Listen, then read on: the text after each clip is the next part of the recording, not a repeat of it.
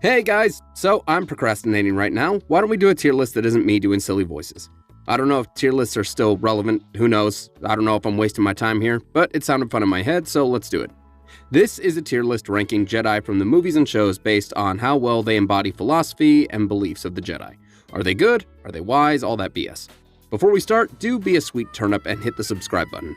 Also, keep in mind, this is just the opinion of some dipsniz from YouTube. If I find a ranting comment about how wrong I was, okay, I can't stop you, but get a life. Okay, up first we have Luke Skywalker. Okay, so Luke is a good guy, made some mistakes along the way, but nothing to the extent of dear old daddy. He's wise, he's powerful, and above all that, he's one of the most selfless and compassionate characters in Star Wars. I don't know, Luke seems like the kind of guy you could go to if you were struggling financially, and Luke's like, bro, again? Okay, here's a 20, but we should really talk about these spending habits you have. Luke is going into A tier. Anakin Skywalker. Sorry, bro's got to go into D tier. And bro, I can just hear the keyboards clicking away. Why is Anakin in D tier? You know you can't put the Chosen One into D tier. Anakin is so powerful. Why is he in D tier?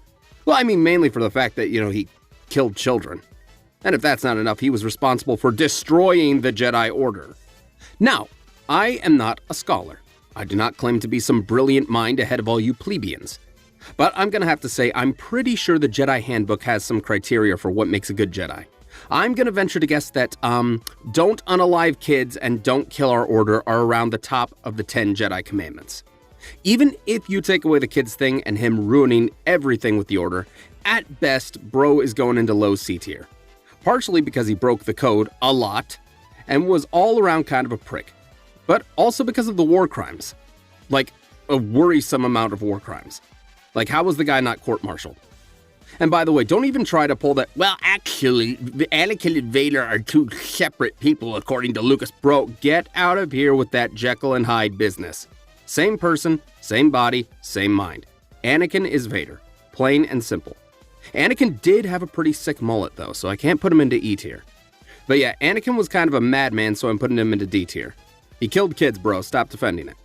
And yeah, you can make the argument that he only killed kids and the Jedi after joining the Sith, but the dude jumped headfirst into his first week free trial of the dark side. Like, he killed them 20 minutes after joining. You can't tell me the guy was full-on Sith just yet.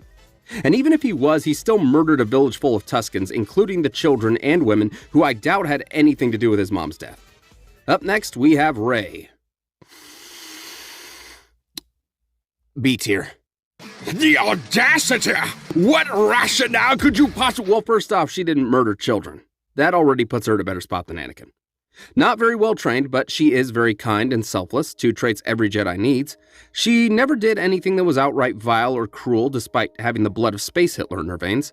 And she was also pretty humble too. She never claimed to be the best, and she was always questioning herself and looking for other people to be the hero so she could focus on figuring out what her role was supposed to be. She does seem to struggle quite a bit with her anger at times, but I feel like she knows that that's something she has to work past. And overall, she just seems like a very kind person and someone who I think needs a couple of Chewbacca hugs. So yeah, I'm putting Rey into B tier. Don't at me. Up next, Mace Windu. Yeah, low C tier. Very powerful, fought Palpatine and actually beat him if you believe official sources, and was definitely a pretty intelligent guy. So why C tier? Well, the dude was not a very kind individual. He definitely took the emotional detachment thing to the next level. He feels like the kind of guy where you go to him and say, yeah, my mom died today, I'm pretty torn up about it, and he'd be like, that's rough, buddy, but you're still coming into work tomorrow, right? On top of that, he seems like one of the Jedi who is the most blinded by his arrogance and the complacency among the Jedi. Like, when they accused Ahsoka of the bombings at the temple, he was like, yeah, you're guilty. And when Anakin cleared her name, which, that was pretty cool of him. In fact, here, Anakin's moving up to high D tier for that. When Anakin cleared her name, Windu pulls the whole, ah ha ha ha, this was all a test of the Force. Let's just admit we were all wrong and act like nothing happened. Add to that, when Ahsoka justifiably told him and the other Jedi where to stick it, he became very condescending towards her. Yeah, Windu goes into C tier. Not a great guy, all things considered.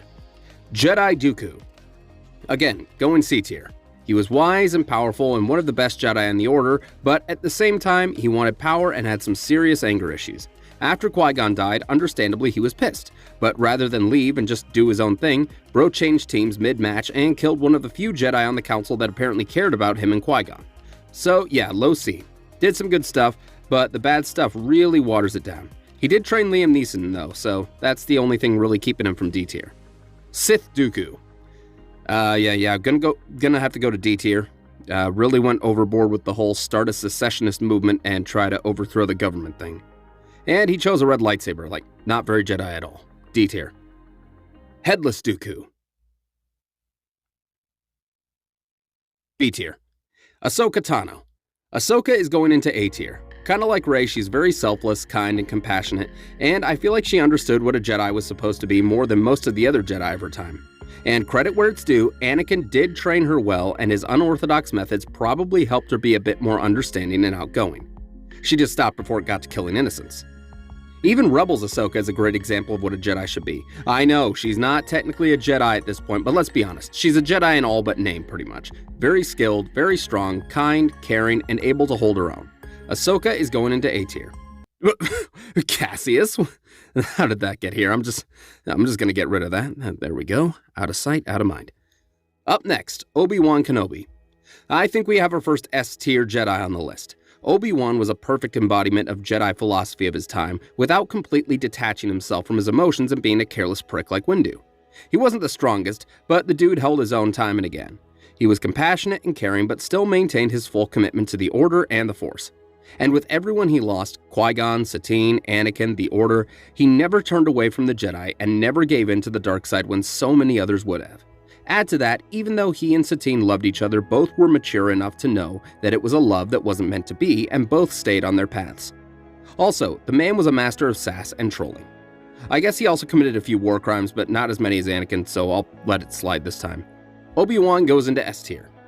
Kit Fisto. If there was any Jedi that embodied the cool uncle persona, it's Kit Fisto. He's like the kind of uncle that would let you sneak a Miller Lite and say, "Now don't tell your mother." God, you're the best, Uncle Fisto. Give me another piggyback ride while you tell me about your one-night stand with the waitress from Buffalo Wild Wings. Kit seemed pretty chill, all things considered. He was strong, but never seemed like a judgmental type of person. Like, if Anakin could have told anyone on the council about his secret marriage, I think Kit would have been the guy. I don't think he would have narked on Anakin and would have instead given him advice and urged him to talk to Yoda. Also, he's the only one of the other three Jedi who went to arrest Palpatine who attempted to put up a fight before he got no-scoped. Kit goes into A tier. Last up, Yoda. Yoda is seen as the quintessential Jedi, the arbiter of the light side, and in many respects, he is. However, he was also the leader of the Jedi Order when they fell, and he, like others, was too blinded by fear and arrogance to see it.